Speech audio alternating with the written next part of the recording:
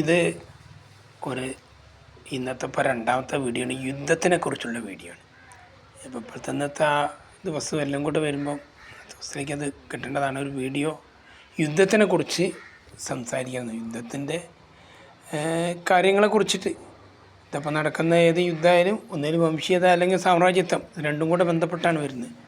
സാമ്രാജ്യത്വത്തിൽ അവർക്ക് അധിനിവേശത്തിന് വേണ്ടിയിട്ട് വംശത്തിൻ്റെ പേരിൽ ഇങ്ങനെയൊക്കെയാണ് നടക്കുന്നത്. അല്ലാത്ത യുദ്ധം മനുഷ്യ മനസ്സിൽ നിന്നാണ് സമാധാനം വരുന്നത്.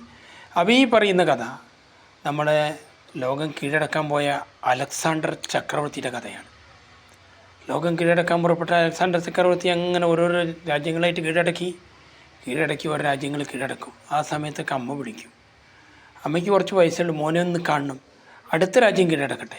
അങ്ങനെ പലതവണ അലക്സാണ്ടർ ചക്രവർത്തി പറഞ്ഞു, അടുത്ത രാജ്യം കീഴടക്കുക, അങ്ങനെ പോവാണ്. അടുത്ത രാജ്യം കീഴടക്കി അലക്സാണ്ടർ ലോകം കീഴടക്കാൻ പോയ ആൾക്ക് ചരിത്രം പറയുന്നുണ്ട്.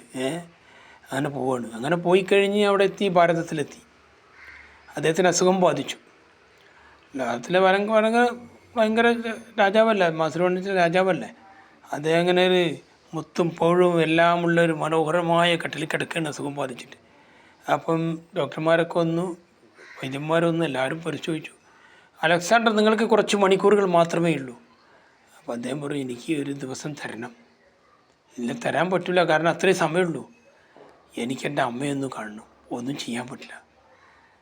ഇത്രയും സമയം കിട്ടുമോ? അവർ കൈയൊഴിഞ്ഞു.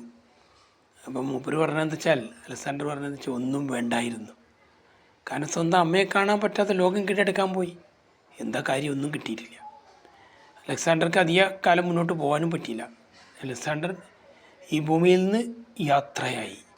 അപ്പോൾ ആലോചിച്ചു, എന്താ നേടി? ഒന്നും നേടിയിട്ടില്ല. യുദ്ധം കൊണ്ടൊന്നും കിട്ടിയില്ല. കുറേ ആളുകൾ ജീവൻ പോയി, ഒന്നും കിട്ടില്ല. ഇയാൾക്ക് എന്തെങ്കിലും കിട്ടുന്നവർ കിട്ടില്ല. കുറേ മനുഷ്യരുടെ ജീവൻ അങ്ങനെ പോകുന്നു. ഏത് മനുഷ്യനായാലും മനുഷ്യൻ്റെ ജീവനും നമ്മൾ ഉണ്ടാക്കി വെച്ച എല്ലാ സംഗതികളും. അതുകൊണ്ട് ലോകത്തിലെ യുദ്ധം അവസാനിപ്പിക്കാൻ ഞാൻ പറയുന്നുണ്ട്. എന്നാലും മനുഷ്യൻ്റെ മനസ്സിൽ നിന്ന് കുറേ ചിന്തകൾ വരുമ്പം ചിന്തകൾ ഇങ്ങനെ പോകുമ്പോൾ അത് സമാധാനത്തിന് ചിന്തകൾ വരട്ടെ. പിന്നെ നമ്മൾ ഉണ്ടാക്കി വെച്ച എല്ലാ സംഗതികളും നശിപ്പിക്കുകയാണ്. ജീവനും നമ്മൾ ഉണ്ടാക്കി വെച്ച എല്ലാ ഭൂമിയിൽ നമ്മൾ പണിതുയർത്തിയ എല്ലാ സംഗതികളും, ഏത് സാധനമായാലും ഒക്കെ നശിപ്പിക്കുകയാണ്. യുദ്ധമില്ലാതാണ്ട് പോട്ടെ. എല്ലാ യുദ്ധങ്ങളും അവസാനിച്ച് സമാധാനത്തിലേക്ക് ലോകം തന്നെ വരട്ടെ.